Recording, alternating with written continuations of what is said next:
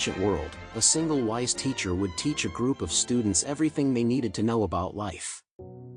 One such teacher had a dozen students who were close to graduation. He also had a daughter who all his students thought was hot. One day he announced to his students that he had two problems. The first was that he had to find a husband for his daughter, and according to the tradition of those days, it should be one of his 12 students. The difficulty was that he couldn't decide which student would make the best husband. The second problem was that he, as the father of the bride, would have to pay for a lavish wedding ceremony and also set up the couple in a new house with all the necessities. The difficulty was that this was a great expense. He asked his students to creep stealthily into the local village under the cover of night and steal whatever they could, as long as no one saw them. Then they would bring all the goods back to the teacher. Whichever student followed the instructions and stole the most would win his daughter, and all the stolen valuables would go to the happy couple. The students were shocked that their teacher was asking them to steal. He was usually such a moral man. In those days, though, so important was the vow of obedience to one's teacher that they accepted the contest. Or perhaps it was that all the young men were blinded by desire for their teacher's gorgeous daughter.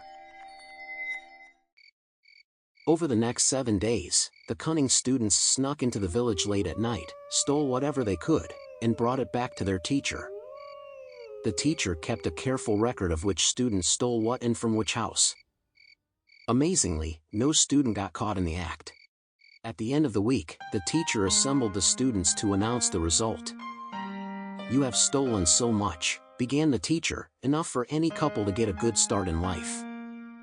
Except for one of you, who has not brought back anything at all." "Why not?" The shy young student came forward and said, "Because I had to follow your instructions." "Sir, what do you mean? Did I not instruct you to steal and bring the goods back to me?" "Yes, sir," said the student, with downcast eyes, "but you also instructed us to steal as long as no one sees you.